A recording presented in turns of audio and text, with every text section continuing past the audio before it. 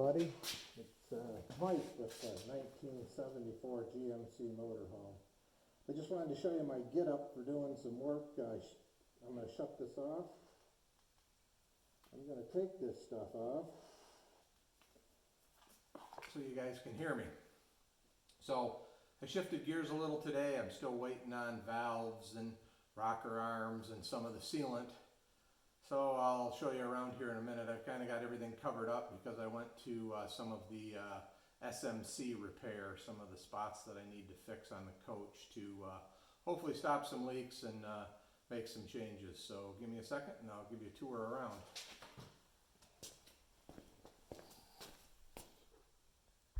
So I guess the first thing you'll see, there's the transmission covered up, there's the engine covered up, there's a bunch of the miscellaneous parts covered up. There's the cylinder heads covered up because what I went to doing today was sanding and grinding on some things, and I'll walk over here and show you what I was using. So for the bigger areas, I got this vibrating pad sander. I had this Dremel that I used with this little wire brush, and also these two little grinding things in it to get to some of the smaller areas, and you'll see in a minute why that was necessary. One thing I'm pretty excited about, and I'll show you how it worked out, but I found these on Amazon.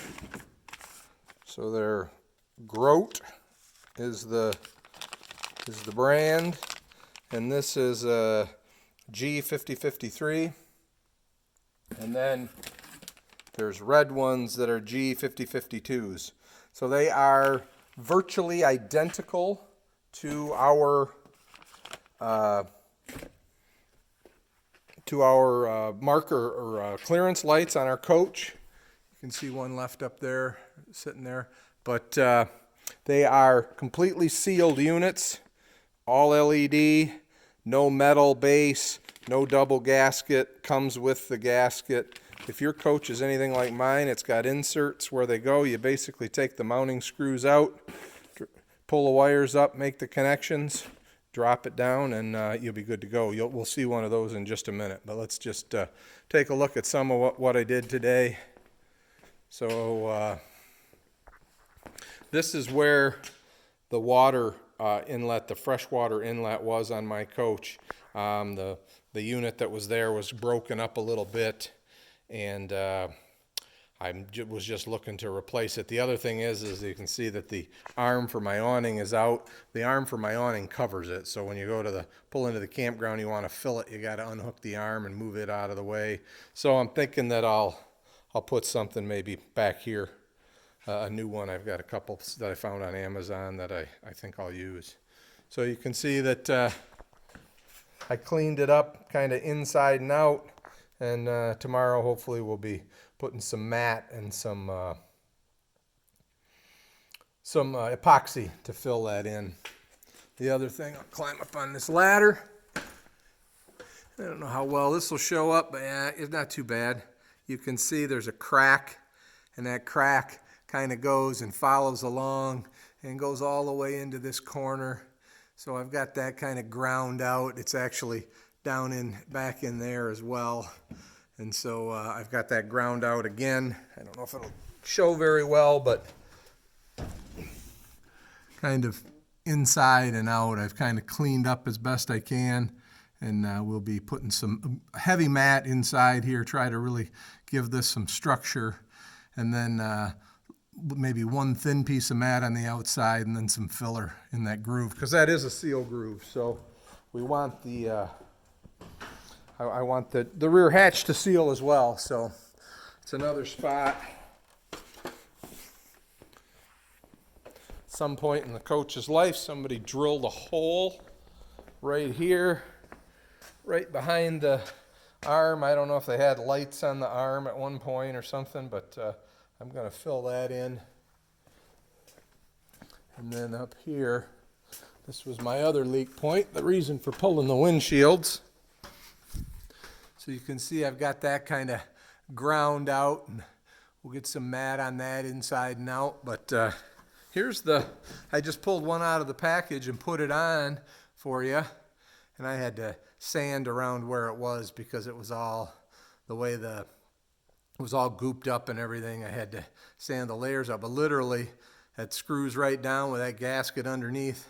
The only real difference is it doesn't have that shiny band of metal underneath it. So I think it's an awesome awesome replacement. They were 13 and some change a piece. There's 10 of them, you know, 5 reds, 5 yellows or ambers.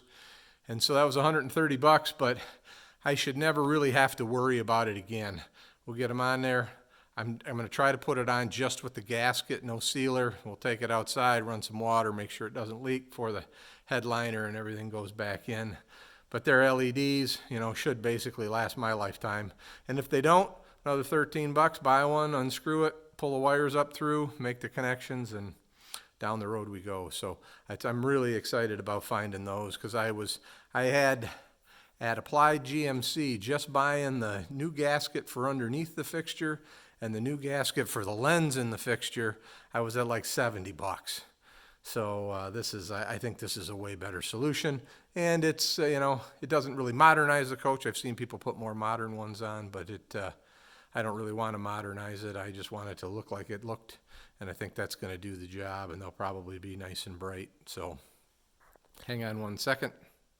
So here we are on the inside. You can see that got it kind of ground up and cleaned up, and we'll get that hole patched up. Fortunately, the other side didn't do the same thing, so I'm pretty sure that's where my windshield leak was coming in, and I'm pretty sure that back part is where my leak was in the back. So hopefully get both of those taken care of.